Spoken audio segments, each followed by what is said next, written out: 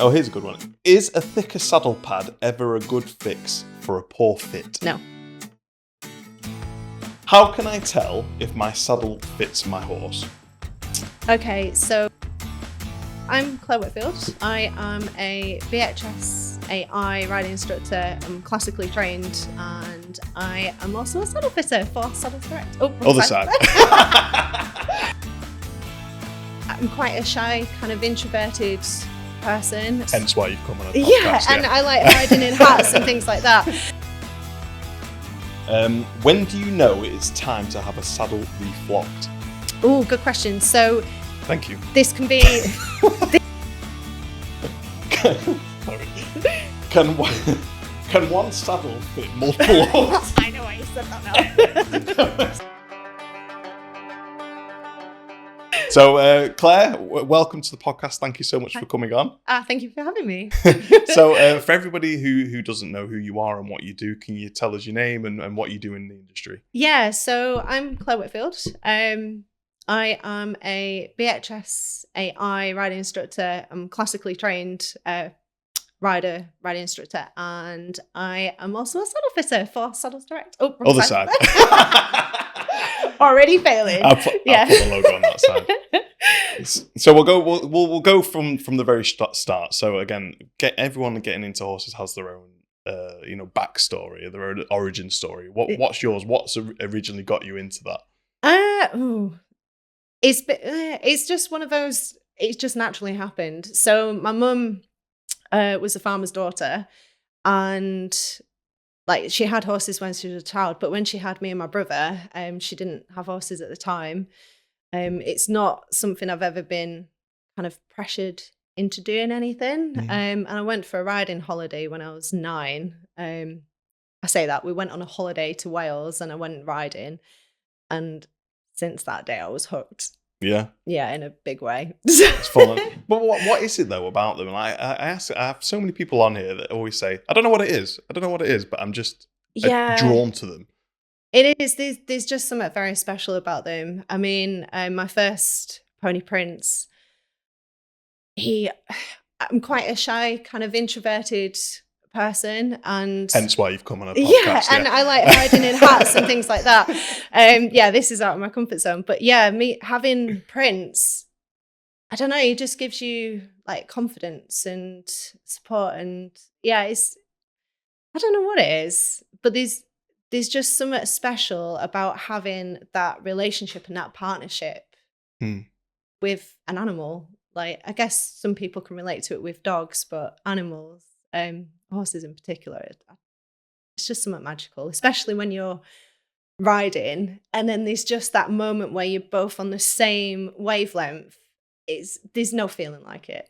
Something clicks and it's like, I'm away with it. Yeah. So you said as well you're classically trained. So in what aspects are you classically trained? Yeah, so I say I'm classically trained. I've basically studied. I'm a bit of a geek, like bookworm. So I've studied like all the great masters of the past, from like Xenophon to Grisone to Windmillen and Boscher to Sylvia Loch, modern day. So, and then what I've done is my lovely horses, when I've learnt something from the books, I'd then go and ride the horses, and if it works, I go, I'll keep that, and then I'll try it teaching, and that's when I've just kind of developed it from there. And I've been very lucky to have a few lessons with Nuno Cavaco as well as Sylvia Loch, and I've just kind of built it up. Oh, so it's quite a methodology. You sort of like test it. That works. I'm going to keep that in my notepad or whatever it is for my, for the training. But Sylvia Loch, you worked quite closely with, didn't you? Yeah, I was so lucky. Had this opportunity. So me and my friend went up to, when she was in Scotland, we went and booked a lesson with her lovely preserve. And from there, so she had preserve and then Amigo who was in for schooling. And my friend rode preserve first on the first day, and I had Amigo, and me and Amigo just got on like a house on fire. And she said everyone else that had ridden him had been kind of struggling with him a little bit. So Amigo eventually came home with me. Oh, really? You stole him? Yeah, he came home with me. So, but Yeah, so from there, I don't know if that helps me or not, but I was really interested in the balance and body workshop stuff that she did. So it's like where you work on the ground to kind of understand how we naturally work with gravity, and then you can transfer it into the saddle. And yeah, she's like, well, I'll train you up and you can be one of my weight aid instructors. And then I've turned out to be the only one. Oh, So, really? yes. You were the only one that she picked? Yeah, so the only one that's like she's trained on to actually carry on her workshops because she's 80 now. Is she? But just as well, so for anybody who doesn't know who Sylvia Loch is, can you, like, what's her background like? What's her expertise? Yeah, so Sylvia Loch, again, she rode as a child, but then she went and did discotheque. As in, like, full on? Yeah, full on this.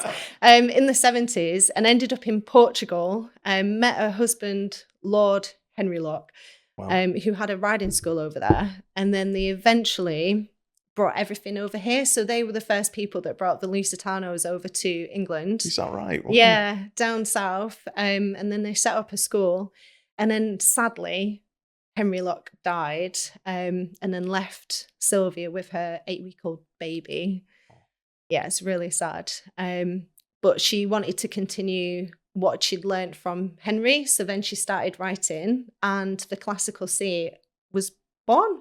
So yeah, so then she became an author of several like amazing books. And so her ethos is merely down to the rider's balance. Yes. When on the horse. So can you, because again, all the research that I've done on you, that kept coming up quite a lot. Is you have to be very aware of your balance on the horse. So where do you even begin with something like that? Well, it's a good question. So it's being in the right position, but you can't be in the right position if the saddle's not right for you. So, but we can go on to that later. But basically it's your pelvis, and you've got to, so there's 3 points to your pelvis for the seat. So you've got your 2 seat bones, and then your crotch, like the fork of your seat, so your pubis area.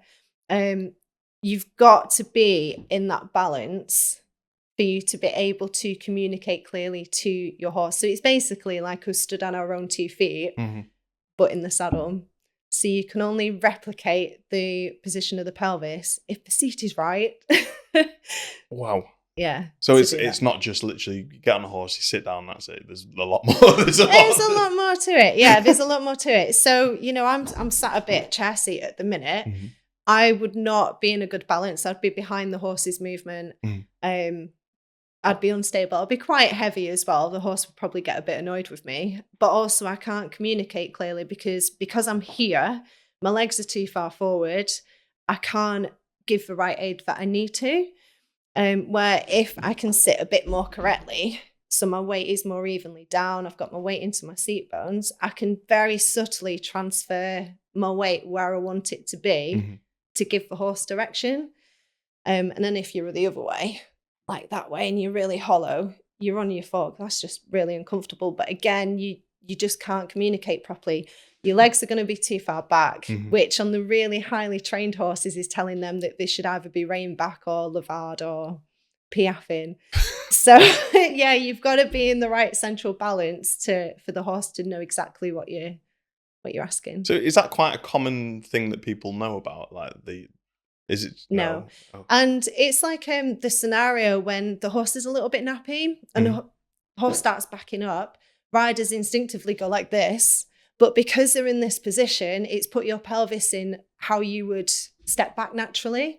Right. So it keeps sending the horse backwards until you tell the rider you need to sit on your seat bones, and then the horse will stop, and then you can get them to go forward again. So.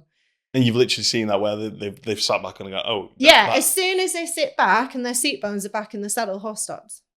Wow. So in your career, so that came first, obviously learning about that, the balancing side of it. How has that sort of helped you with the saddle fitting? And anything else in the career above that? Is that like your baseline? Like that's where you base a lot of your knowledge on? Yeah, this is interesting actually, because this is where I'm kind of progressing next. So I've been focusing a lot on the saddle fitting and, you know, getting it right to a certain extent for the rider, but now I'm getting more reabsorbed into it and trying to be more. I want to find the best possible fit for the horse and the rider, because for the horse, to benefit from a correctly fitting saddle, the rider's got to be in the best position, because we can get a correctly fitting saddle, but if it doesn't work for the rider and they're uncomfortable in it, or and they're like being put in chair seat, that's going to cause the horse problems eventually. Yeah. And I know this from experience. So it's quite funny that one of my closest friends, I ride her horse for her Luso, and I struggle in her saddle because it makes me want to sit back. So I have to really be conscious of putting myself in the right position. But if that was someone that wasn't as aware of it and they naturally went around sat like this, it will have a knock-on effect on the horse in time. But also you're not able to aid them correctly either. So wow. So, yeah, there's a lot more to it than you think. I was gonna say, yeah. I mean, for me, I mean, like, again, I don't ride obviously too much anymore. But when I used to ride, it was literally you get on and you go. Like there was none of that. Like how was your pelvis? How are you see it? So where would someone learn something like that? Oh, question. Well, there are places. I think it would be good without the worry of the horse. You've got your mechanical horse, which Mysco have. Yes, I've seen. And Curriton have. Yeah, we have. Yeah. I think we actually. I think we moved ours on a little bit just because it was being utilized as best as it could. I think that was the words that they used, and they moved on. But they are fantastic for positional side of it. But so again, if the saddle's right. Well, it sounds so. It sounds like you'll have so many different types of combinations that you have to contend with when you're going out to fit a saddle, which we'll come on to. But the balancing, if that's not right, is it a chicken and egg sort of thing? Do you get the saddle right first and then work on your balance, or do you get your balance right first and then work on the saddle? Or it's a tricky one because there's always got to be a compromise at some point, but the horse has got to take priority because obviously they've got to have that saddle on their back. But you've got to try and fit the rider as best as possible. So you've got to get the saddle fitting right for the horse, and then we start thinking about the rider. Yeah. And hopefully it works. And if not, then we've got to try something else. How many different, again, this is a random question. How many different types of saddles are there? There's a lot. But do they all, is it like, a pet, like if I have a pair of boots on, like every boot's probably going to be the same, or does each saddle have its own different unique little points of it which will help certain people in certain scenarios? It is. I think the thing with saddle fits and saddles is you never fully learn all the different brands and all the different, because they've all got different trees, different panels. It's a minefield, and it's just like you start getting your head around some saddles and then something new comes in and you're like, and then you've got to learn about that saddle, how that works, the tree. Oh.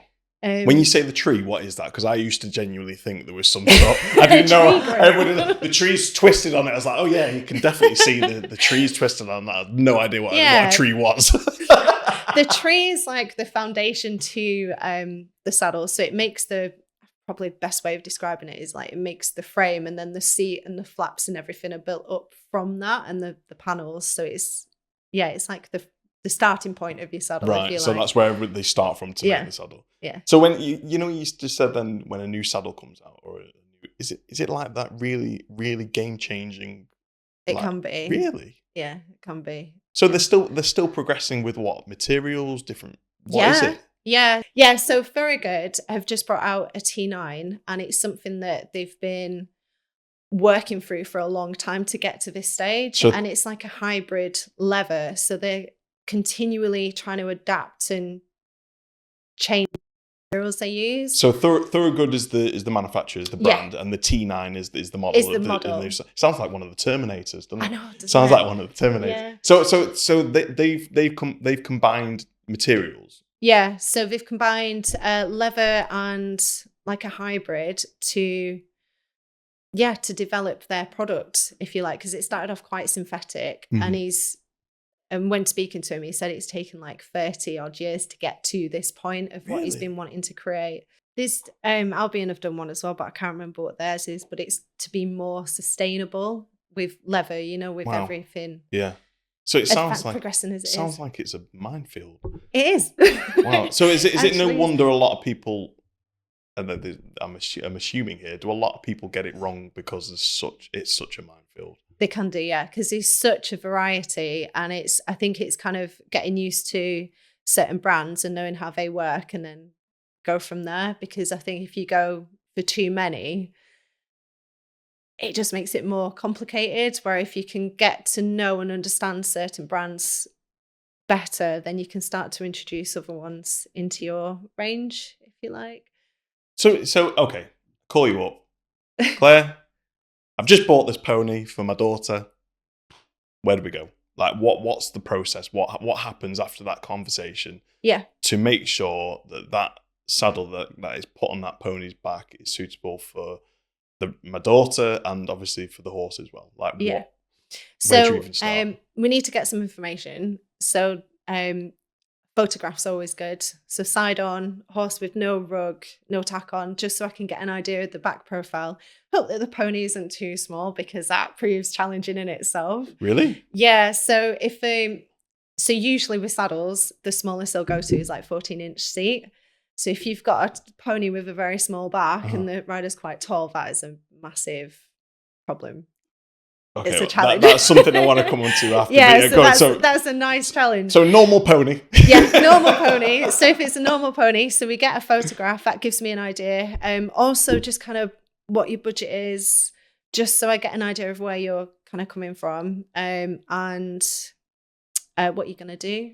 So usually ponies like GP, little show saddles. GP is general purpose. General purpose, yeah. And then I will see what we've got available and hopefully get as much as I can into the van. So you bring it's like a full on walkway that you come prepared, like every single one. I try. Really? Yeah. So what we'll do is I'll try and bring a selection in the van, measure up. I don't always have what they want on the van, but after measuring and getting an idea of the pony and the feel and having further discussions with the person and kind of seeing what options we've got, then we can go from there, really. How many saddles have you fit in the van before? What's the most that you've done? Probably more than should be in the van, if I'm honest. There's a couple of times when I've been like, don't look in the van, it's a bit. Yeah, I'm terrible because I tend to fit as many saddles as I can in, and I'm shocking for not having enough accessories, which I probably should get told off for. Yeah, I do fit quite a lot in. But you need as many as you possibly can, though, right? You need the options. And I mean, I'll take you to a story where I had a client who was looking for a dressage saddle. It's one that I've been to a few times, and this horse changes a lot. He was only young, warm blood. He kind of goes from like being quite broad to then losing weight, and then like he changes shape quite a bit. Right, okay, and, there's something, yeah. And this particular saddle that they had always shot forward, and I said from the word get-go, this isn't working for him. He needs a different saddle. So then I came back with a selection of saddles. Everything we put on was shooting forward, and I was like, just think outside the box a little bit. I was like, I'm just gonna put a jump saddle on him. And she's like, okay, open for it, because everything was moving on him. Put the jump saddle on, never moved.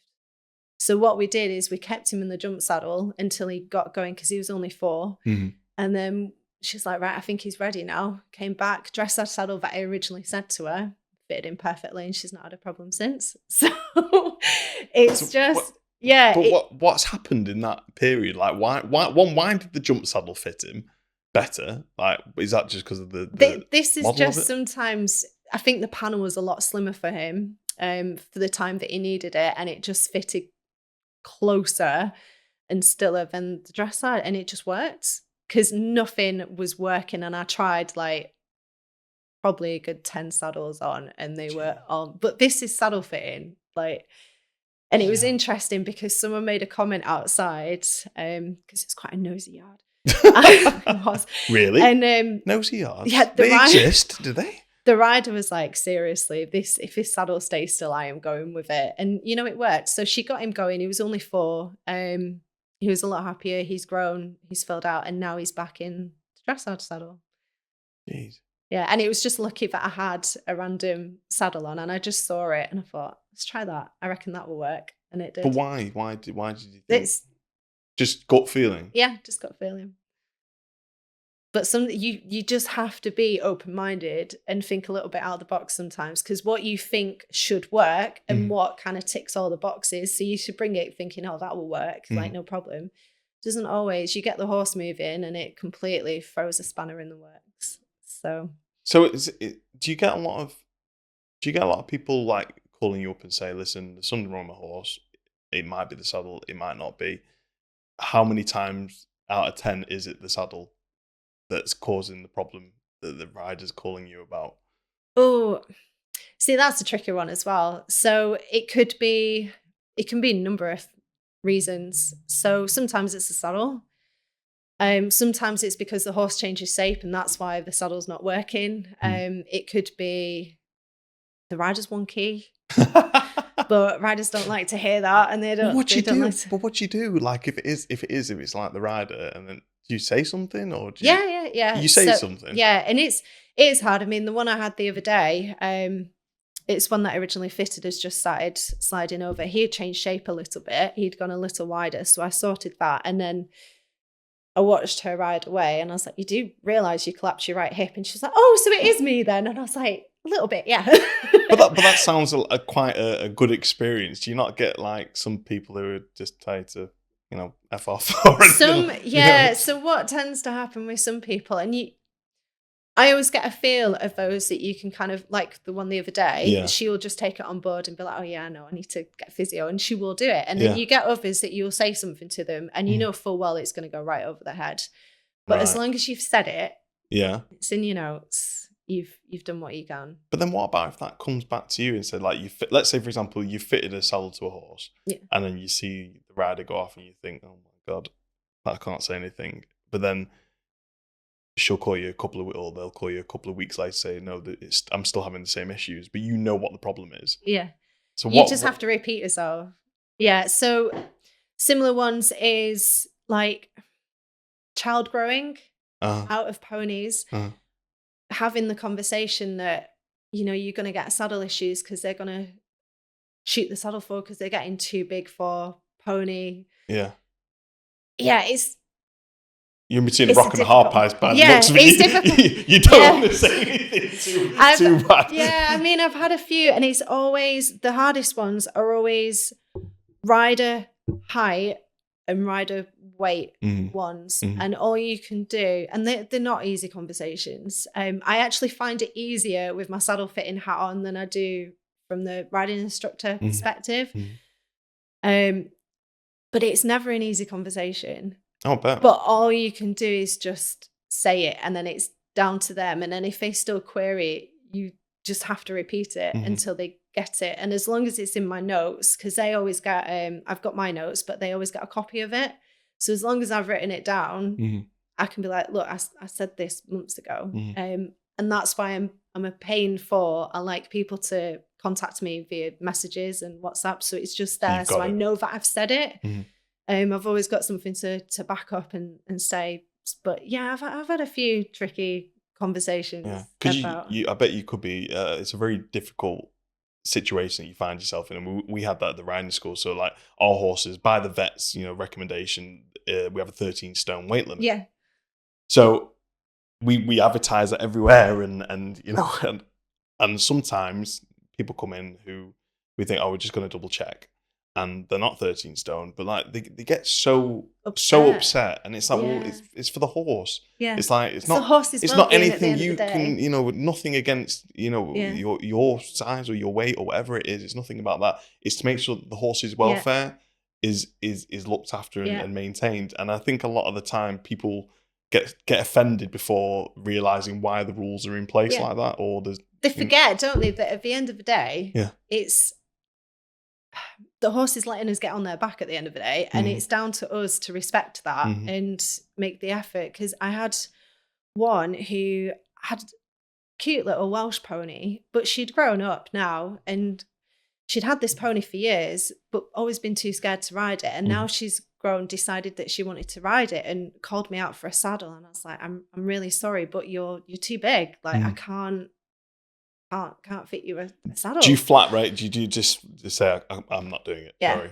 Yeah, you just have to, because I just try and put the horse first. And if they get upset, then what I can, Well, you've can got do. to. But then but is that because they haven't realised that they're too big yet? Like, again, I'm playing devil's, Yeah. is it that, or they just don't I care, think, or do not realise yet? yeah, I think some are aware, but kind of hope that they still can. Mm, And others are just not aware of it. They just think that they could yeah. get on. I saw an image actually. I don't know. I was flicking through some old magazines, and that was talking about rider weight, and it had a picture. It must have been from 1900s, and it was this full-on grown man Mm. on a donkey, and Oh. I felt really so because the donkey was hollowing because of his weight, I hate that. but Yeah. that puts the point across of like, if you're aware of the reaction the donkey's got, so it's like this, Yeah. and you could see in his face how uncomfortable it was. Yeah. But that used to be It was the norm back then. Yeah. Like, you can't go back. I don't think it's very fair going backwards and then judging Yeah. on today's knowledge and and practices that we do. But yeah, I totally it kills me when I see the adverts on the TV for the donkeys and Yeah. I think what I need to do is cut that out and have it in my van and be like, look, if you're too tall, this is what's going to happen. Because it was quite a shocking image, but you could see like he was almost touching the floor. Mhm. And still on this donkey's back, and like you could see how hollow this donkey was because he couldn't take the rider's weight. It's a shame. And this is going to take me on to something else as well. So it's also like people forget that the horse needs to be strong enough to carry the rider in the first place. Yeah. And I do get some where, whether the horse is like quite long in the back and they're young, or they're quite weak, it takes time for them to build up the muscle and the strength to be able to carry us. Mhm. And it kind of frustrates me a little bit. It makes me a little bit sad when people don't realize that and they just want to crack on with riding, because if they don't ride, then, it kind of knocks their confidence or sets them back, which I totally understand. But at the same time, you've got to put your horse first, and you've got to make sure that they're strong enough, because if they're not, then you are going to get issues and you're going to get an uncomfortable horse that's going to start bucking and reacting because they're not strong enough to take your weight. Yeah. And that's a difficult one. So that's one that I had recently, and I went to check the saddle and the saddle's absolutely fine. And I'm like, your horse you just need to slow down the work and be more progressive with it. And it's quite hard because you try to blame everything but the process of getting the horse strong. A lot of these issues, the height, the weight, maybe even to the type of horse, I don't even know. Is there anywhere that people can go just to double check that the horse that they've got is suitable for their height and weight? Yeah, if you go to the International Academy of Saddle Fitters website, they have a calculator on there that can help you assess if you're the right not body score, that's not the right word, but the right weight height ratio for your horse. Oh, wow. So go there. Yeah. So the information is out there, because I think a lot of the time, again, I don't actually know the process of it. I mean, in all honesty, I know we bought horses at the riding school, but they're for a wide range of riders. My wife's obviously bought horses, but I don't remember anybody going through that process before buying it. It's like, oh, it's a white one. I'll take that one. Yeah. Like, This is another thing as well, because people buy the horses and then we go and fit the saddle and we're like, it's quite a short back and you're quite tall, and it's it's just something to take into consideration, and it's quite tricky when they've just purchased. Have you had that a lot where they bought it and it's like, we can't fit a saddle to this horse because it's not suitable for you? Yeah, so I went to one recently, and they've just bought a horse which I think is actually younger than what they realise. It's quite immature. But I don't think it's going to grow as much as they hope, and the rider's quite tall, so I'm not sure what's gonna happen there. Yeah. So we'll have to. So in that sort of occasion, like, I can't do it just yet, or you have to wait a little bit. Yeah. So that one was just more like measuring, just kind of getting an idea. Yeah. Had the discussion that I know you've just purchased this young horse, but I'm not actually sure if you're gonna be able to ride her. You're probably going to be a bit too tall. Yeah. But they're just gonna So it's something they should be. It's something they should be taking into account when they're buying. Because Yeah, definitely. you know, educational wise, I'll never forget it to this day. We had this riding school client, and she was there for 2 weeks, and she literally went out, bought a horse, this pony. Sorry, she's a full on adult. Bought a pony, had it delivered to the riding school. Oh no! this truck turned up. I was like, "Hello." So yeah, we're here for, I can't remember the lady's name. We're here for Alison. We've got a horse here. I was like, "What are you talking about?" And anyway, she potted it afterwards. She's like, "Yeah, I just thought we can leave the horse here and it's fine." It's like, well, no. But anyway, this pony was way too small. But what I'm more trying to say is that there doesn't seem to be any education or any sort of process that people know about. No. Before they go into buying these sort of horses. Like they don't, a lot of the time, they don't know how to look after them. They don't know if the horse is going to be the right height or weight or...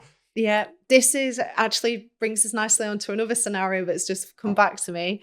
Yeah, and this can be the same with experienced people. Like they've had a horse for a very long time and then they decide that they're going to get another steed and they turned up with a smaller horse. So the horse that they already had was like the perfect size. Yeah. And then they've turned up with a very small pony because, they're getting older as a rider. And I'm like, but you're too big. Yeah. Even though they're only slight, they don't realize that an adult body is different to a child's body. It's like you're still too big for the pony. And that's going to move quick if it's spooky and sharp and you're just going to lose your balance. You'd have been better keeping to the similar height that you already had. Like that was another interesting fit in that. So they got a smaller horse because they were getting older? Yeah, because they just didn't want to fall off as high. Is that what it was? That was the thought behind it? Yeah, that was the thought behind it. So even like your experienced riders and they've already like horse owned for a long time will go out and do that with that mentality. And trying to explain to her that you're actually too tall, and she was trying to convince me that she wasn't. Yeah. And I'm like, but you are. Yeah. Like you're an adult. Like this pony is too small. And then it didn't work out very well, I believe. But there's so much more education that I think people need to know about before going into the industry. Yeah. I think our industry, I think the equine industry is amazing. It is fantastic. Yeah. But it's like you said, you've got to make sure that the horse comes first. Yeah. And when you're buying an animal, dog, cat, rabbit, guinea pig, whatever it is, you've got to understand how to look after them. And the cost of them. I mean, that's another story of it. But what I was leading on to then, you were saying about the development of it. Yeah. A standard rule, a standard sort of rule is when they're 3, they can be backed.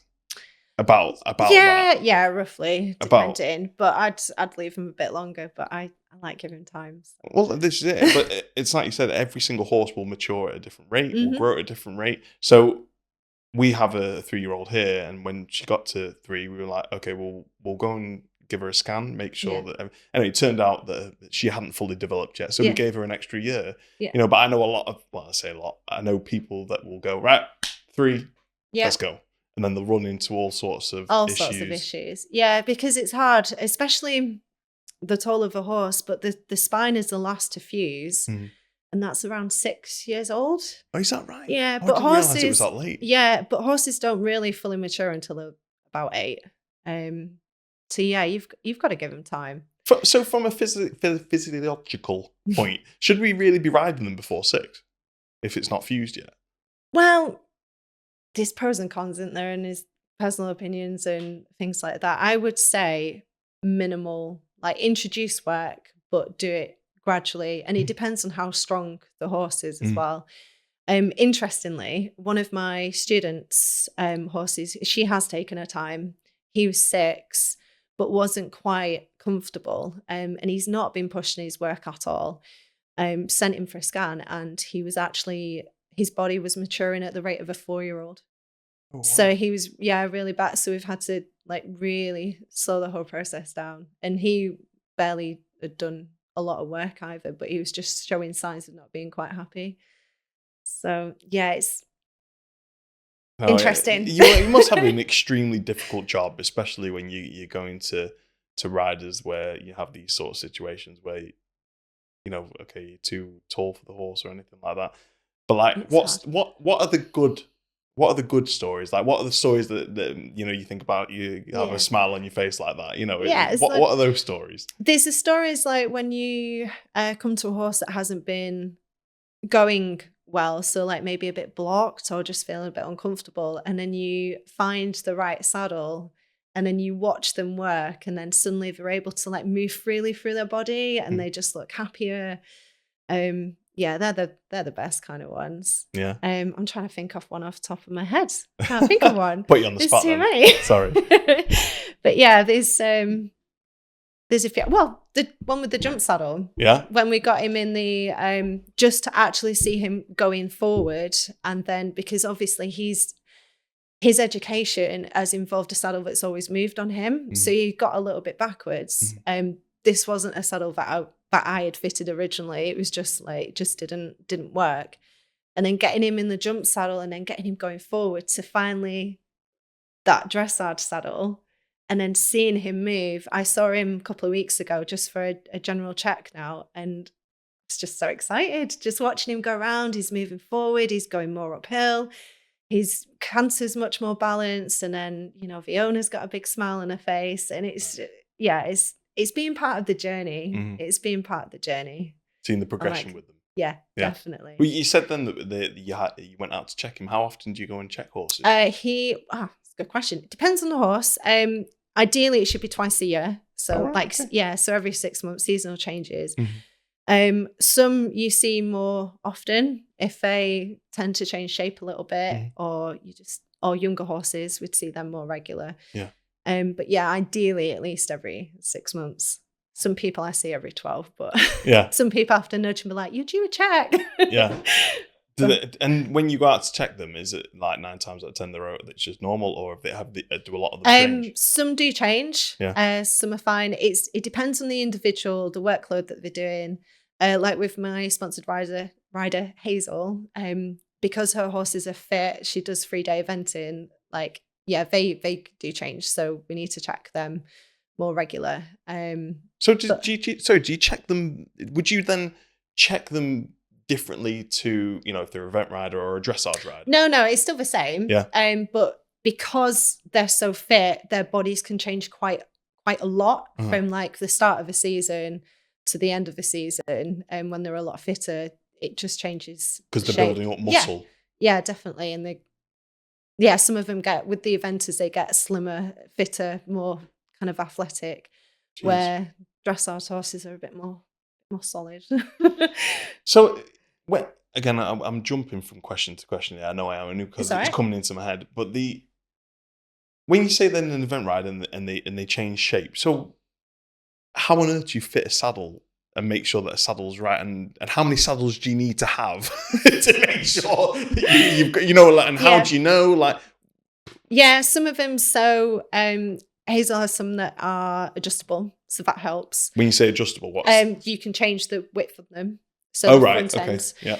And like flock, or the handy thing of like a ProLite with shims. If we just need to change the balance of it slightly because they do change, then we've got those in there to help us, and then we just adapt them as we need to keep the saddle balanced. So they'll have one saddle. They'll have one saddle. So they'll have a jump and a dressage saddle each, and then it's just checking that we've got it balanced for that time. So usually we can balance the saddle using like ProLites and things as we need to. Right. And ProLites are they like the padding? ProLite is like a dense foam, but you've also got the shims that you can put in the pockets, so you can balance the saddle out if there's any asymmetries or anything like that. So when my wife, when Shan says she needs 3 saddles, she's lying to me, basically. Yeah. No, okay.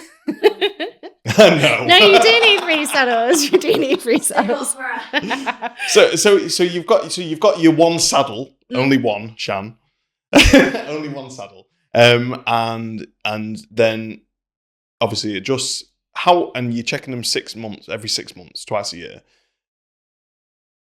Would you have to then change them if they were out of work for a certain amount of time? So let's say, for example, you've got the event rider and they've been doing 24 months of eventing, and then I don't know, the lady, whoever the rider has a child or gets injured or whatever it is. And then you come out and check them and think, oh, this saddle doesn't fit at all anymore now. Is that a new model, or Yeah, that's a different. So if it doesn't fit at all, it's a new saddle. So what do you do with the other one? Do you keep that for when they go back into that saddle, or do you sell it on, or what do you do? It's kind of up to you. It's kind of up to you. Yeah. So yeah, you can never keep hold of it because you never know if they slim off again, they might go back into it. There's hope. Or you can part exit if you're going through Saddles Direct, for example, or you can or commission sale through us or sell it privately, whichever you want to do, really. So there's loads of different services that Saddles Direct do that they'll buy the used saddles off you and connect you with other riders who are wanting your saddle. Yeah, so we don't buy the saddles outright, but we'll do commission sale, and we do, if it's a saddle that we will take in and it passes our safety check. So wow, okay. Safety check. Safety check. What? Go on. Is that like, do you get the dummies and crash it at the wall? Is that like in the cars? Yeah, so we want to check that the saddle is sound. So the tree isn't creaking, there's no odd noises coming from the saddle, that there's no unnecessary movement. You want to make sure that the flocking is like smooth, the panels are, symmetrical, the tree is symmetrical, because any asymmetries could potentially be a broken tree, but you can't say that until you've stripped it back. You want to make sure all the stitching's sound. Safety check is an important part of the saddle fit process. I always check, even if I've seen them a few weeks ago, like I will check that saddle again, because you don't know if it's just been knocked off the side. Or actually, one I went to the other day was like, oh, my horse started rolling at the start in their session when they was having a riding lesson, and I was like, did they roll on the saddle? But thankfully they managed to get the horse back up before it rolled. So hang on. So if you drop your helmet, your riding helmet, you're supposed to get a new one because it's been compromised. Is it the same with the saddles? Yeah, in effect, if it's been damaged, it's a new saddle. Really? Yeah. Yeah. So if it's unnecessary movement, so like there will be a little bit of movement if it's in a spring tree. But if it's excessive and you can like almost fold it in half, that is a new saddle. Well, how do you even check? How do you even check if your tree's broken? Well, I don't know if I can explain it. do you have to crush it? Is that like... Yeah, so you just kind of like hold it up to you and just like, so have the cancel here on your chest, and like you can pull it back and see if there's any movement, or you can put it between your legs and like give it a squeeze. And when you squeeze it that way? And just see if there's any noise, And if there's noise, then call... Yeah, because sometimes it can be the rivet has come loose in the pommel front of the saddle. Sometimes it's like it can be a little splint through wear and tear, weakness, and what are the problems if that is the case, if the tree's like snapped or broken? Yeah, you can get the tree replaced. It can go back to the manufacturer, but sometimes it's actually cheaper to just, depending on how old the saddle is, to just reinvest in a new saddle. But then what about like for the horse? Will it hurt them, or will it? Yeah. We're hurting them. Yeah. So if you've got a saddle where it's not quite symmetric, that can have a knock-on effect on the horse. And if you've got poor stitching, that's just dangerous. Like just in case something goes when you're riding. Panels, if they are hard and firm and lumpy, then it's going to cause pressure points on the horse's back. So, jeez. So should riders be checking that every time they ride, or is it? Not necessarily every time, but just being aware of, any changes in that saddle, or being aware. I think actually a big thing for me is the storage of the saddles. I was just going to come on to this because I know Shan leaves her on the side of the... we might have to have a discussion. You're going to have a word with her? Yeah, we're going to have Is that why she needs 3? So go on. So if you're not using them... So if you store your saddle on a rack, so the old traditional ones, that dents your panels. So there's quite a few when I'm doing the panel check that have got indentations because of how they've been storing it. So if you haven't got that, I always forget what it's called, but it's like a little rod thing that you can just put the saddle on the gullet in the middle. Yeah. They're ideal. But if you've got the rail one, it's the rails that cause the indent. So you want to pad it up and make sure that it's protecting your panels, because that causes problems. It ruins your panels, which even if we reflocked it, it still ruined the leather in the panel. Right. So you're still going to have that feeling of it, and it will cause pressure points as well. I've seen a couple of bad ones. So they're the ones that are like the shape like that, aren't they? They're like yeah. That one. And what about if you've got like your saddle pad underneath the saddle on top of that? Is that still I would not layer great? it up with a few. Or Like how you many? can. Well, it depends what numbers you're using. Like if you've got Regular. your fleecy ones, just properly pad it up so you can't feel the pressure of the rail. Or you can get pool noodles and like wrap it around, like insulation pipe. Yeah, you can wrap it around the rails, and that'll protect it as well. But pile them up. I did not know that. Yeah, I genuinely didn't know that. They caused a problem. I have this discussion with a lot of people. wait, did you get told about that, or did you sort of go, "What are these marks here?" Yeah, I was just like, "What's going on here?" And then I realised it was how they were storing the saddle. Really? And what about leaving them on the side of a stable door whilst you're tacking up or untacking? It's probably not sensible if you've got a horse that's going to like have a nibble at it or just like push it over. Yeah. But yeah, can't really. So leave it on the floor, sort of like up against the. Yeah, have it standing like in a safe spot on the floor is better. Yeah. Yeah. Because if it knocks off, it's going to damage your saddle. So. But I didn't really like. So okay, as well, another one. At the riding school, we used to have ex-riders who hadn't been riding for 30 years bring their horse riding hat that was 40 years old, sort of thing. Yeah, well out of date.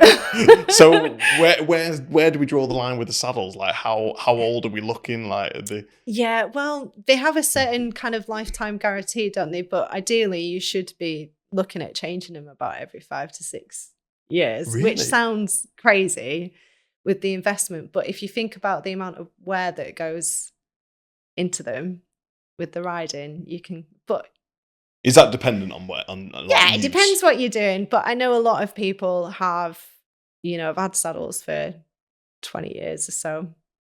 But yeah, they're all designs. I recommend not using those because as well, the panel has changed quite a bit. So the panels are changed now where you've got like a front gusset. So it's an extra stitching in the front to allow you to put more flock in. So if you've got a saddle that hasn't got that, it makes fitting it really challenging, and they don't always fit very well.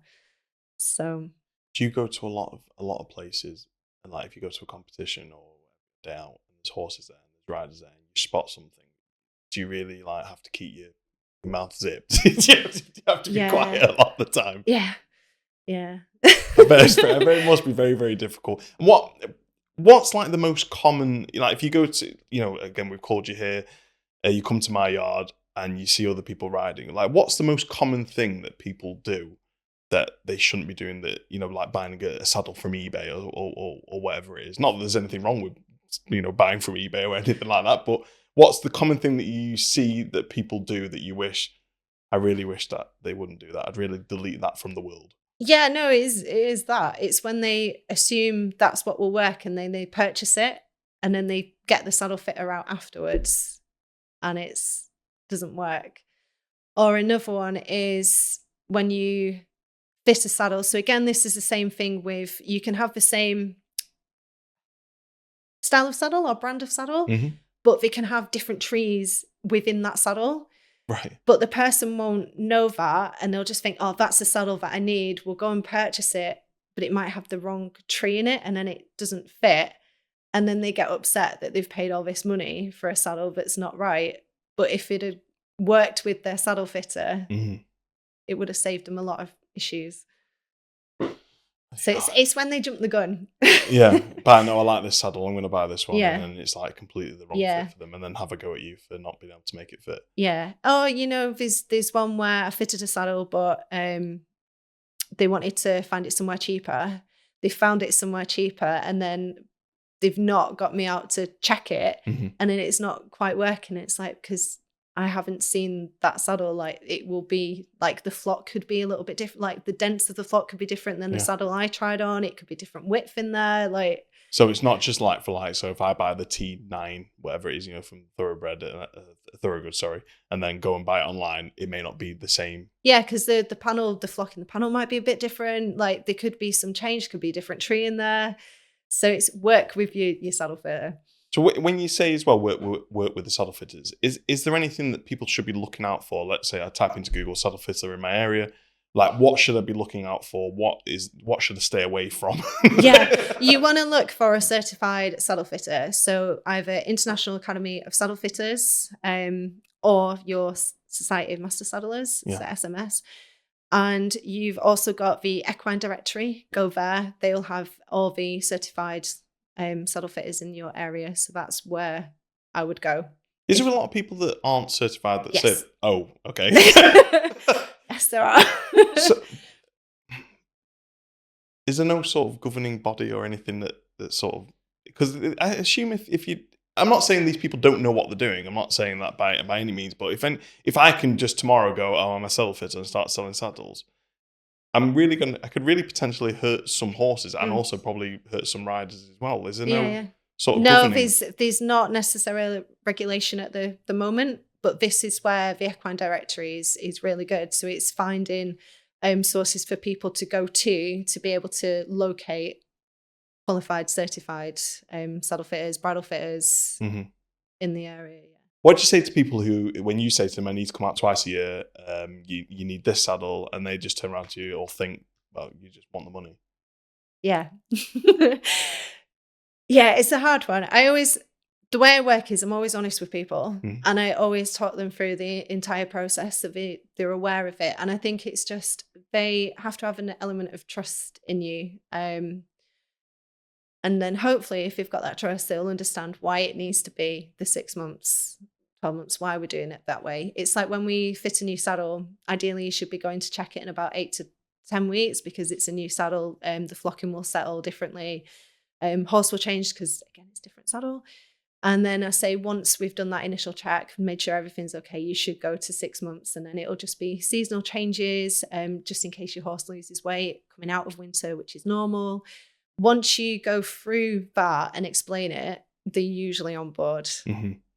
But you do get the odd one. Well, you get the education. I think, I mean, I've done it, not with horses, but with other projects that I've had on where I've gone, oh, I'll just go and get this off eBay, or sort of secondhand or whatever it is, and then it ends up costing me 4 times as much. Yeah. So even though it may cost quite a bit or whatever it is, more than you think it is, in the long run, it's actually. Yeah, it's a difficult one because, this is where I find it hard because I have my own horses. I know how much things cost and I can relate to that.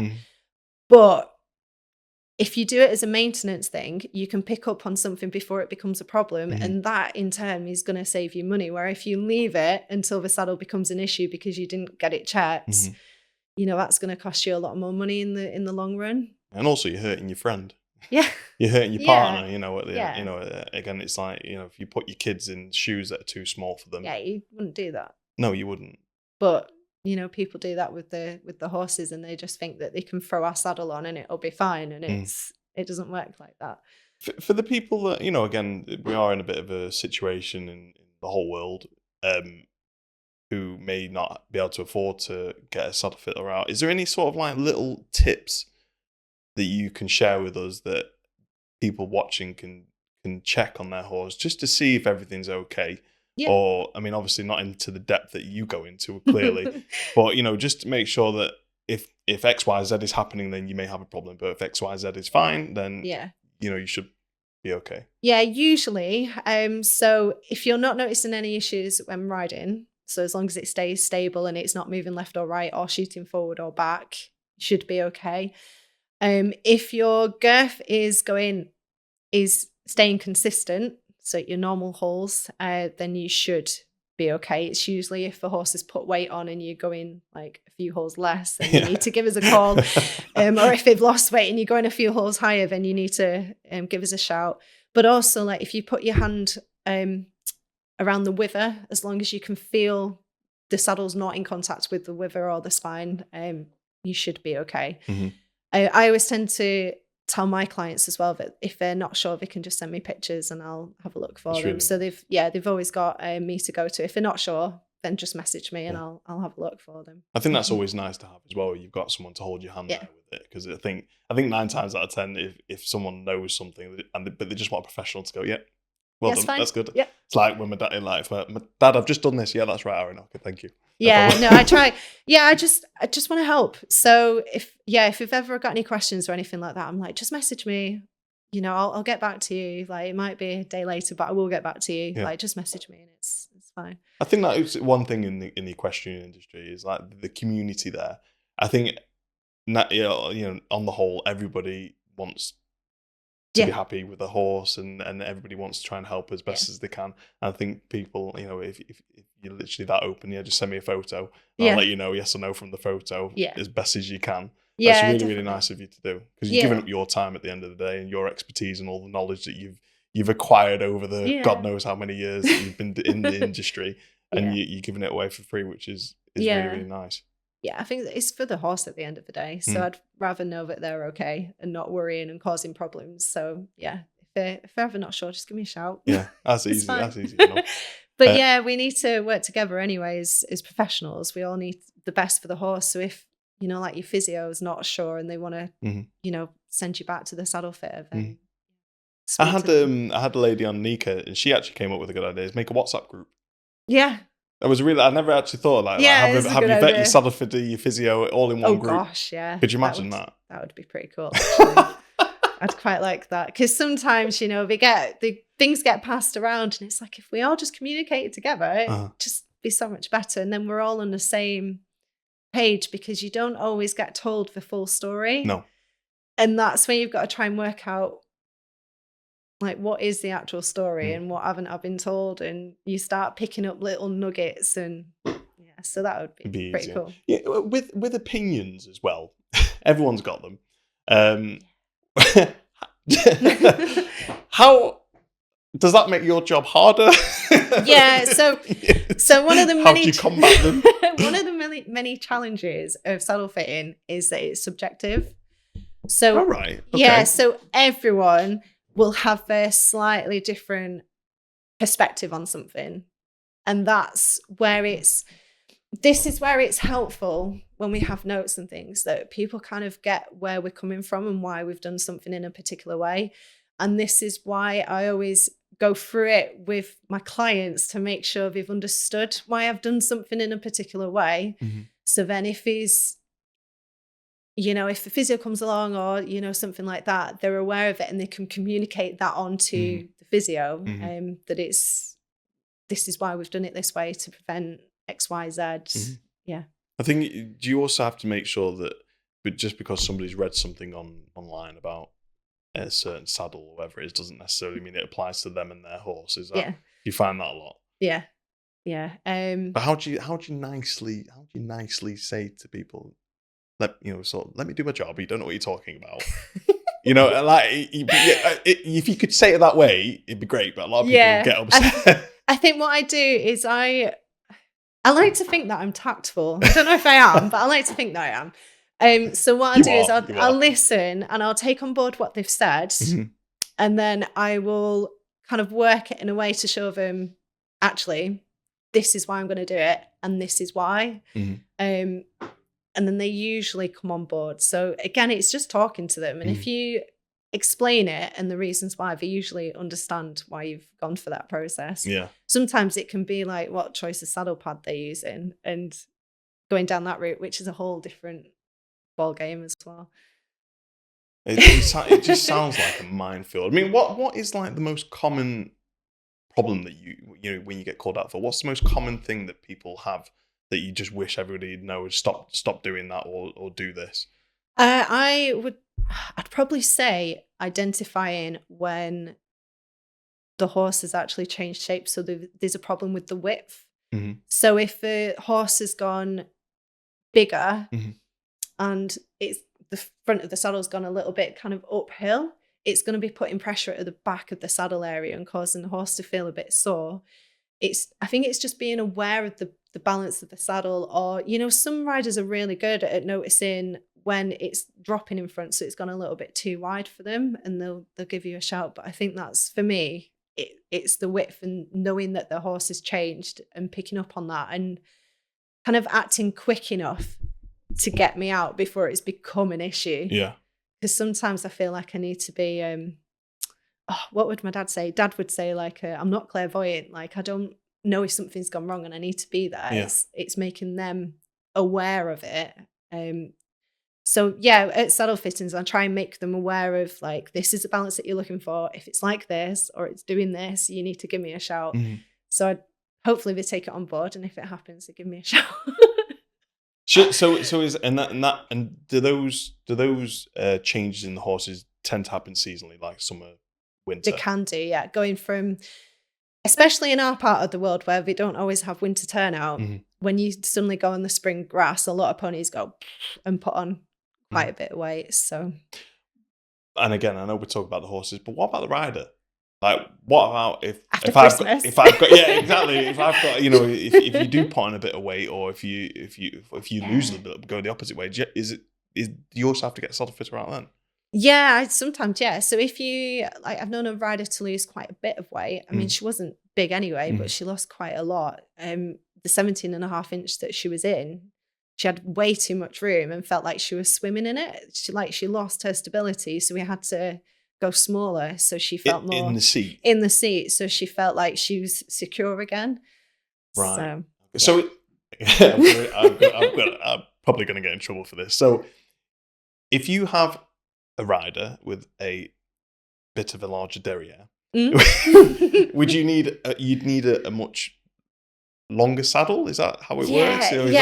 This is the tricky bit, because ideally the seat length is like from your hip to your knee. So if you've got a long length of 5, that will kind of show what seat length you're going to need. But also if you've got a big bottom, you're going to need a wider seat to accommodate that, because if you go for a seat that's too narrow, it's not going to be comfortable. But then you've also got the rider weight issue, which is hard. So you've not only got to fit the saddle to the horse, but you've also got to fit the saddle to the rider. Yeah. And then those combinations, I assume, aren't always going to match up. No, so what do you do then? Well, you've got to have that awkward conversation. So we can, ideally, the saddle should fit within the horse's T18, so the last thoracic vertebrae, the last rib. If you've got a big rider that needs a bigger saddle, so say the horse is 17 inch, but the rider needs 17.5, that's a very tricky conversation to have, because if you fit them in the smaller saddle, they're going to be right on the back of the cantle and then causing pressure in that area for the horse. But then if you go bigger, you're going to go over the T18, but the rider will fit better in the saddle. It's going to cause. But you're over the weaker area of the horse's back, so it's hard. Bloody hell! It's a hard job. I love it. Have you known of people of other fitters that maybe don't have the qualifications or knowledge that you do, that fit a saddle anyway? Or... I don't know of the fitters, but I know there's a couple that aren't qualified, certified, that have done that. And because they aren't qualified, they may not notice this issue. They don't realise it. Yeah. And these are the sort of subtle differences between a qualified saddle fitter and a not qualified. Yeah, definitely. One I went to was, he's a Welsh cob, but he had a nice sweep up to his croup, and the saddle was too long. So his curve was like, I can't even do it. He was curving up, but the saddle was kind of pressing in here, and it was causing problems at the back and caused a bit of atrophy. And it was just because the saddle was too long and the shape of the back. So there was a few things wrong with it. But again, I know we're talking, I keep jumping here. Price wise, with the saddles. It always a touchy subject. Okay, so you say you could trade them in and everything. If, for example, I bought a saddle for, I don't know, £1,000, and I used it for a couple of years and then realised I don't want to do riding anymore, or I need a new saddle, how much value would that saddle lose? Like on par? Is it like, oh my goodness, that is not what I'm more trying to say is that, let's say, for example, you go out and you say to someone, okay, you need a saddle that's £1,000. Yeah. But then that saddle, you don't necessarily lose that £1,000 but if you ever come to sell it, you may get £800 back. So essentially that saddle's cost you £200 for the time that you've used it. Yeah. What more trying to say is that if you could try and sort of switch people's mindsets around from going, I'm losing £1,000, when in reality You've investing. Had use of it. Yeah, I'm investing £1,000 and I could still get some of that money back. That's what I was trying to sort of get. Yeah. Get if you know about any sort of devalue rate on them. It depends. It depends on the brands. Yeah. It's a little bit like cars. So some brands will depreciate. That's the right word, isn't it? Depreciate better than others. Mm-hmm. And I guess it's like the wear and tear and the condition of the saddle as well. So if you look after it, you're going to get more money for it. Where if you don't look after it, don't expect a lot. No. Yeah, so that's more like Taylor's job in the office. She does all the valuations. But yeah, it really depends on the brand, the condition of the saddle, how much it's going to depreciate. Yeah. But you can always sell them on. What more? You can always sell them on. As long as they're sound. Yeah. As long as they're sound, and ideally if they've been looked after well, so the quality of the leather is still supple, you should be able to sell them on, no problem. And what's the average sort of price of a saddle, like just a GP, a general purpose saddle these days, like for an okay one? Are we talking new or used? We'll go new, then we'll go used just to compare, maybe. Yeah, I reckon we do ballpark. So if it's like a Wintec, you're looking at around 700, 750 mark. And then your thoroughgoods are going to go like 800, 850, like that kind of area. If you go in new for your higher end brands, so like a Keep Amerigo, they're thousands. Really? Yeah. Like what? Like $5,000? Like $4,000? Up to, can be up to $5,000, $4,000. So like I think it's 2.5 starting point new. So yeah.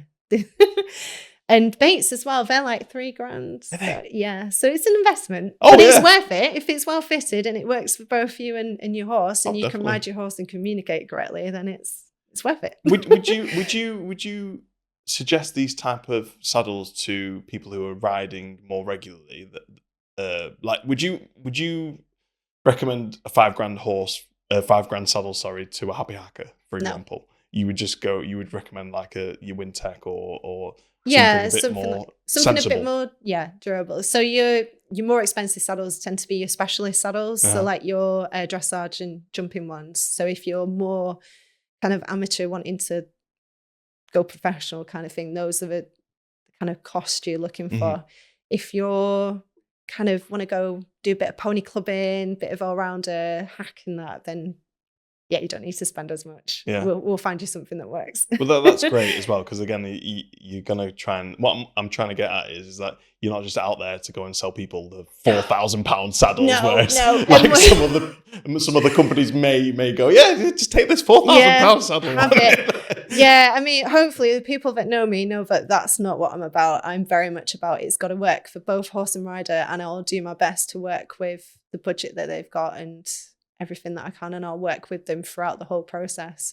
That's great. Yeah, I'll do my best. And this is it. I think you nailed it on the head. It is about trust. It is. And if people trust you and know that you want the best for the horse, and for them as well, and their pockets as well, by the sounds of it, then it's a win-win-win, isn't it? Yeah, definitely. I mean, there's many reasons why I went into saddle fitting, but it's one of the reasons why is because having horses myself and having had saddle fit problems and not understanding why, it's like you've got to trust the person that you're working with. It's the same with like your physios, chiros, vets. You've got to trust them because they're working with your beloved horse, like pony. Partner, and that is why. And I want people to work with me and trust me, and that they've got someone to go to if they need it. So, and that I'm not there to sell them something. Like I get quite offended if someone thinks I am there just to sell them something, because I'm like, that's not what I'm about at all. That's never been.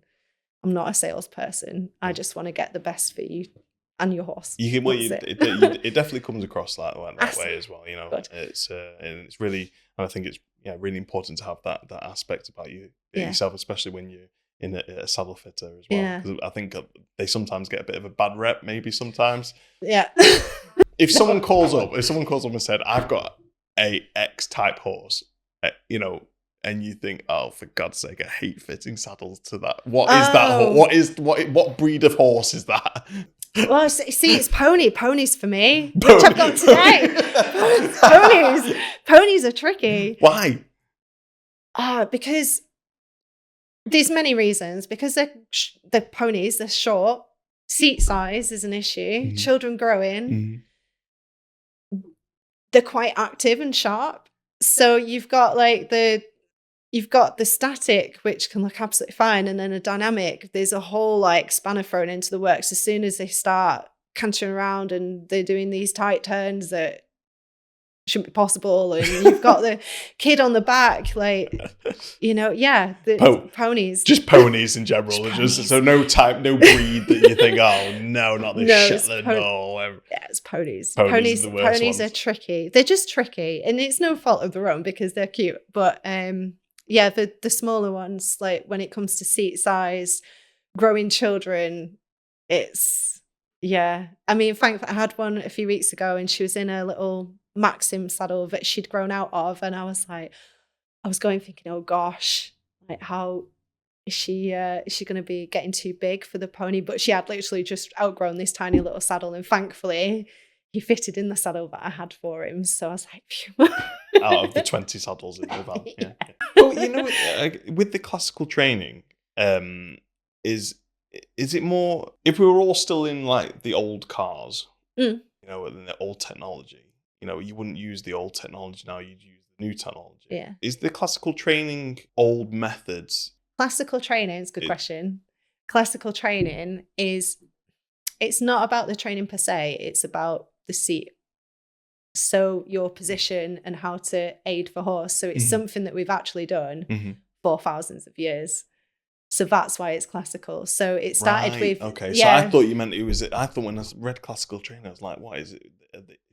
You're dressing up in a knife? Have you got a sword? Are you jousting? What's going on with it? So this started with Xenophon, maybe even before, but he's like the first known literature of the classical seat. And it's about, again, that standing figure, but on the horse's back. Yeah. So it's been there for thousands of years, and it's been tried and tested. And it works. So that's why it's classical. I think people get a bit fixated that it's classical and it's a bit old school and things, but actually it works. So kind of what happened is we started through the classical side, and you had all your cavalry and war and everything.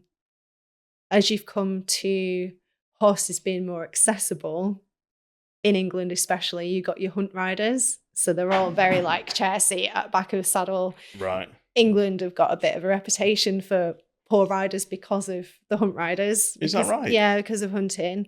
So it's just trying to get us all back to how we should be. Right, okay. Yeah. So, because I thought it was like your classical, like full on.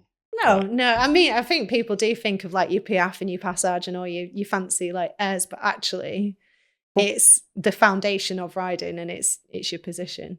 So what's changed now? Like, if you go to a more a newly trained AI, if you want to, what are they teaching differently compared to what you're teaching? It depends. It depends it depends what access you've got to as well with horses. I think I'm quite fortunate in that I work with individuals on their own horses. I think it's a lot harder in a riding school environment, especially because some of the horses, they get a bit tired and a bit switched off. So trying to teach a rider the finesse of riding is actually quite difficult. Yeah. Where if you've got a one-to-one and they're on their own horse, it's easier for me to be able to explain why we're doing it and be able to help them put them in the position to understand why we're doing it that way. Wow, it sounds very, very complicated. Yeah. It's one of those things you can't really describe. You have to sort of do it. Yeah, you have to have a go and then you understand. Yeah. Right. I feel like getting you on your own 2 feet and doing stuff, but we'll do that later. Oh, I can't. We want me standing up on it. So what's one thing that you wish every rider understood about their position in the saddle? Yeah, I think it's being balanced in the saddle, so comfortable in the saddle. If you're not comfortable in the saddle, it's not going to be right for you. You're going to find it really hard to be in the best possible balance. So when I talk about balance, It's being in balance to be able to communicate clearly to your horse, because it's all about feel, but also it's your safety, your stability, security in the saddle. So if you've got a bit of a spooky horse, you want to make sure that you're in the best possible saddle to keep you in it. Mm-hmm. So if you've got one that likes to do a little spin or a hop, you want to know that you can rebalance as quickly as possible to keep yourself secure. So if you're in a saddle that's uncomfortable and the horse, something happens, the horse speaks, more often than not, you're going to be out of it and on the floor. So yeah, if you can find one that works for both you and your horse, and you're in balance. So basically, the best possible balance. So if you were to lose balance, you can regain it as quickly as possible. That's the best situation. That's the best saddle. Yeah. And the only way you're going to get that is by trying getting a professional to come out and fit one to you. Yeah, exactly. What about like sticky? Sticky bone drugs. Do they work? Like, is it an actual thing? It is a thing. I personally, I fell out with him in the summer. Why? Because I was so I've been going through a whole process, so I like processes. But I was like, right, I need to start doing more work without stirrups again. So I started doing work. It was warm, and my breeches were sticking, but my leg was like, I couldn't get comfortable in it. So I was like stuck to the saddle, but I couldn't move the way I needed to stay in balance. Because it was so stuck. Yeah. And it's not like I'm bouncing around or anything. It's just, it's subtle movement. But my jods were just sticking to the leather. And I just really fell out with him because it was uncomfortable. And I've gone back to my suede breeches and absolutely love him. Right. So suede is the way forward. Suede is the way, Suede is the way. Don't do these gel seat things. Yeah. There's some people, they sell so well sometimes. Like, everybody wears them. They're everywhere. Yeah, like, my daughter wears them. Yeah. Great. Trying to find suede seat like breeches is a challenge. Yeah. Because they used to be all the rage, and now they're not. It's the sticky ones. That's true, actually. I've not seen some. I've not seen some for a long time, actually. But, this also stems me on to like what I've just been talking about with the saddle seat being right. Mm-hmm. A lot of people don't put the work in, like work without stirrups, to work on the balance, have the right seat for stability. They instantly think, oh, I've got my stickies on, I'll be fine. And it's not about, it's not about having stickies on. It's working on yourself to be better and making sure the saddle's right. Yeah. You're saying before about if the saddle's wrong, the horse will get injured. If the saddle's wrong for the rider, do they get anything like wrong with them, like cramps anywhere, or like where's like the most common thing that they'll get cramps? Yeah, in the body? From experience, I was in one particular saddle. It wasn't on my own horses, and it was years ago. And it locked my right hip because it just fixed me in position. And I was hacking out a friend's horse, and it locked my hip, and I couldn't move. And I was only young. Really? I'd not had hip problems. So it can do that. It can lock you in. You can get lower back pain. And I think I've known some people as well, if you've had a fracture in the coccyx, that's very uncomfortable for them. But also like in your private area, Yeah. If the saddle's not right, those are the sort of places that. Yeah. Yeah, definitely. This just because you've mentioned it about the private areas. Do you have different saddles for men, or is it like a male version of a saddle? Well, they used to all be more designed for men because a lot of men used to ride, but it's not about the design of the saddle. It's about like how the twist works for the individual, because every kind of pelvis conformation is different. Yeah. This is where it gets challenging again, because what you think might suit one person, you can be completely wrong, and it's the other one. So I'll take you back to, me and my friend, she's very tall, very slim. We thought she'd suit peak really nicely with the narrow twist and everything, and she got in it. She couldn't sit in it. She was uncomfortable in it. So we put her in Harry Dabbs. Absolutely loves it. I'm the opposite. Absolutely love the acute because the narrow twist suits me. Yeah. Can't sit in her Harry Dabbs because it puts me in a chair seat. I really struggle with Is it because it's too wide. Because it's too wide. So yeah. It's funny. I just thought then, if I remember when I was used to be in the saddle, if I didn't have the correct sort of garments on, it would be very uncomfortable. Yeah, no, too right. And then some of the garments just literally pulled everything up too high. So yeah, no, that's what I was sort of wondering if they had like a male and female sort of type of saddles, but yeah. No, we do, because Albion do the X and Y. Yeah. But actually from one of their reps was like telling me about the research that they'd done, and actually so one was kind of designed for the female pelvis, one was designed for the male, but actually when they tried them out with the professional riders, it really went down to their pelvis shape at the end of the day, like which one they preferred, whether they were male or female. It didn't matter. It was what their pelvis kind of suited. So if you've got a male or a female client, you won't necessarily take out different saddles for them. It's just depending on it's literally individual. Yeah. Everybody's completely different. Yeah. Oh, confirmation. There's like so many factors. I was going to say, like, I feel stressed just sat here just speaking to you. Yeah. How do you even cope with that sort of stuff? How do you maintain all of that information in your head? I don't know. It just comes to you. Yeah. Sometimes I have to like have a breathe and like think about it. But how often do you educate yourself further about it? Like, how often do you have to keep up to date with trends and different saddles, like you said, different research? Oh, always. So this is one thing that I love about horses, and it's one thing that's kept me like obsessed with them since a kid, is that you're always having to learn. It's like I said earlier, I'm a proper bookworm. I love learning. So yeah, it's a continual development. Like I was on training for Bates on Monday because they like you to have regular training. So yeah, it's constant throughout. You have your continual professional development, which I actually love. Yeah, it's throughout. You're always learning. You never stop. Love that. That's great. Well then actually that leads me on to the next question. Like, what's the one piece of golden nugget advice that you wish that everybody would know? Ooh, say that again. Let's go. If you could give one golden nugget piece of advice to up and coming saddle fitters and equestrian professionals, what would it be? That's the official question that I've got there. Okay, I would say it's probably a couple of nuggets. Is be open-minded, so be willing to learn, and sometimes you have to think outside the box because what you think might work isn't going to work. So yeah, be open-minded, think outside the box, and be open to learning. Yeah. Oh, great. Yeah. But what I've got some quick fire. Oh God. Q&As. These are quick fire. So this is obviously like, if some of them are how long's a piece of string? Like, just tell me, I can't do this in a quick fire one. I'll be tactful. I'll be a Gillian. I'll channel my inner Gillian Higgins and just try and be as short as possible. It's only quick fire, only because these are the stuff that people search for, and clearly they have trouble with. So and we've actually touched on these already. So just repeat yourself if necessary. Copy and paste. How can I tell if my saddle fits my horse? Okay, so ideally it wants to look balanced. Is it stable? And is your girth on its consistent girthing holes? And do you have clearance around the rivet area and the back of the saddle as well?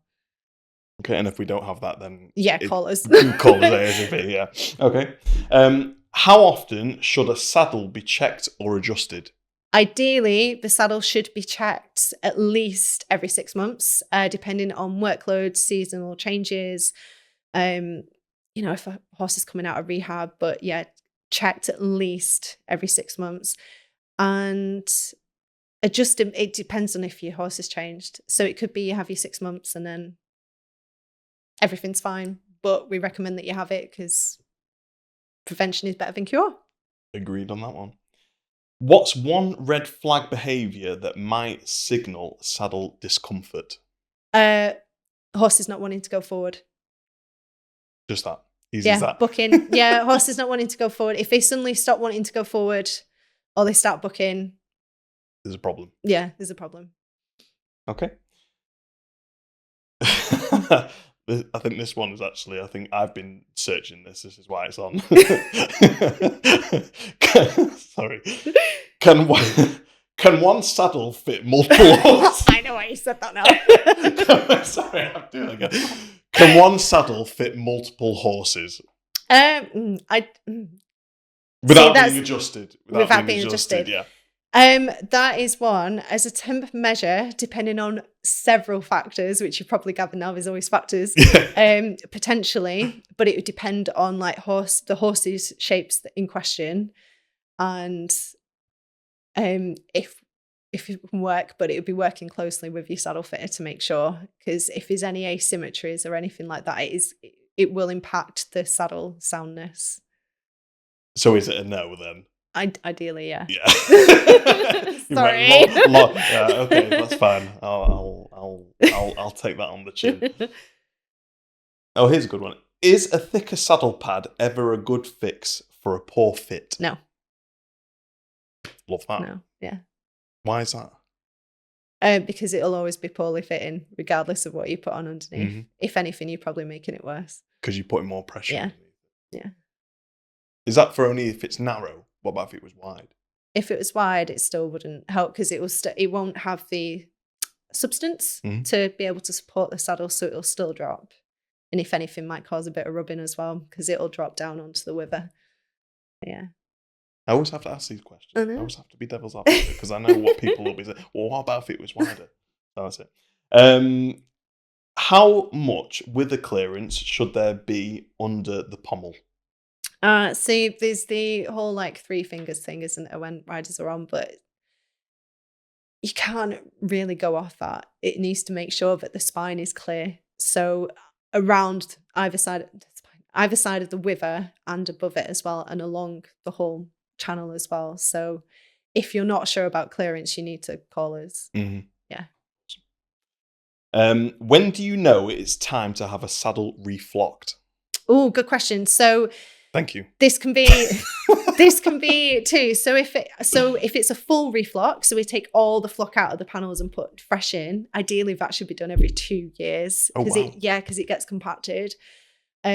But also if you're doing just a general check of your saddle or you're cleaning it and you feel that the panels have gone quite firm and a little bit lumpy, get it reflocked.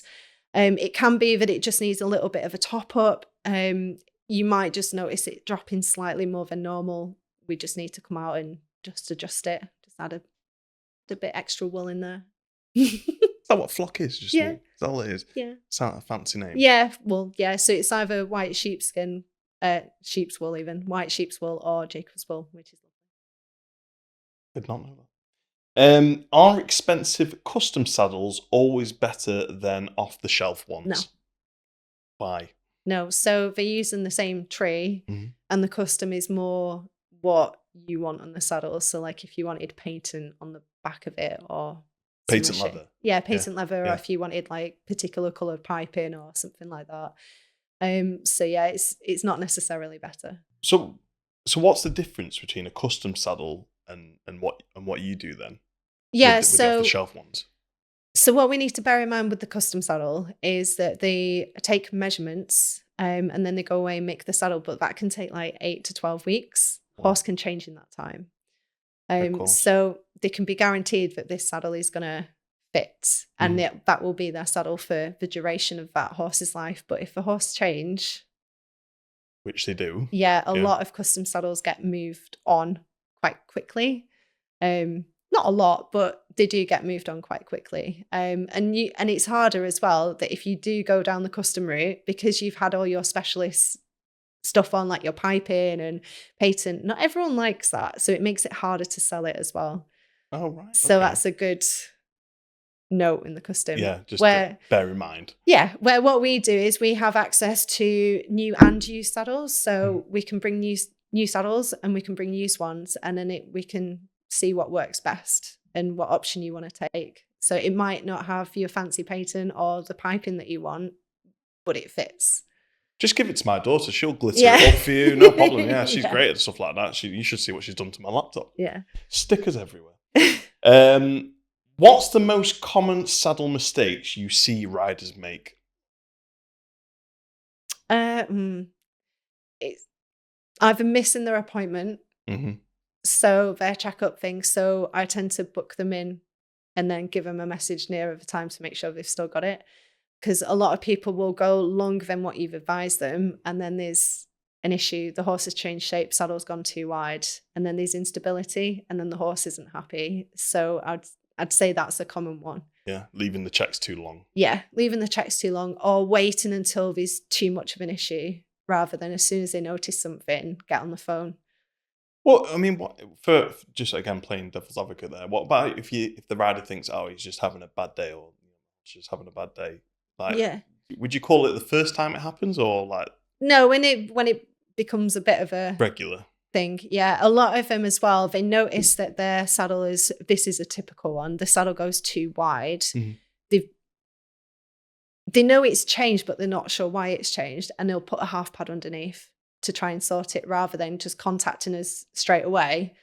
They'll try and sort it themselves when what they need to do is just give us a call and then we can help them out. Or send you a photo. Or send me a photo, If you're really that worried, yeah, send me a photo. Yeah, I'll fantastic. Check it. and then the last one, what's your one top tip for rider comfort in the saddle? Oh, rider comfort is get a saddle that works for both you and your horse. I know it's making the saddle fitted job really difficult and it is a challenge, but it's worth it. But that's why they pay you for as well. That's exactly. why you're coming out. Exactly. We need to give them the time to find it right. I'm very much, it's got to work. Got to work for both of you. If you're not comfortable, then we need to find you something else. Definitely. Yeah. Well, and that's been 10 questions. Was there anything that we've not talked about today which you would have liked to have mentioned or discussed or? No, I think we've covered a lot there. I think we have. Yeah, I think we've done all right. I think we have. Hopefully, a lot more people, anybody watching this, will understand that now you're there to truly help the horse. And, yeah, hopefully. and them. It's for both of them. For better partnership, ride in harmony. That's what it's all about. Definitely, and you clearly are about that. Like I get that. I mean, I've spoke to you today, and I've met you before, prior to this, and clearly you're very passionate about it and care a lot about the horses and their well-being, which is. One of those things that you really, really need when you're in the line of work that you are as well. Yeah, you've got to love them because it's not easy. It's long days. No. Well. Oh, God. What? Oh, should I ask that? I am obsessed. I've been informed by a voice in the corner that I should ask you before you go how many horses you have, because actually, if you're going to... Okay. Go on, hit me with it. Yeah, so this is why I can relate to a lot of people. So I have, technically I have 5 horses, so between us we have 6. Oh, God. Yeah, okay. So I've still got my very first pony. Have you? Yeah, they come with me. They don't leave. How old's your pony? 32. It's 32. Oh, wow. And he's so cute. Oh. But yeah, he's my little prince. So yeah, he was the game changer for me. And he was your initial one. Is your first ever Yeah, pony? he's the start of everything. So when I rode him, I was like, right, and I was only young, and I wanted to ride in a partnership, and then I came across, and this led me to Sylvia Loch's Invisible Riding book, and I was like, this is the path I want to take. So it's and this is where the classical riding and everything's come from. So. Yeah, if I hadn't met Prince, I don't know what path I would have took. Prince. But yeah. What's his full name? Pafwackle Prince Comet. Pafwackle? Yeah. I can't He's even Welsh. do that. Yeah, I can't. Pafwackle. Pafwackle. I'll call him Prince. Yeah. Okay, Prince. Well, thank you very much, Prince, if you're watching. Yeah. You've clearly given us a very good saddle fitter to help people. Yeah. It's fantastic. But yeah, thank you so much again for taking the time to come on. Thanks for having me. I know you're going to have a look at our horses now. But I am, yeah. But please be gentle. I'll be nice to you, don't worry. Thank you again. It's a pleasure. Thank you.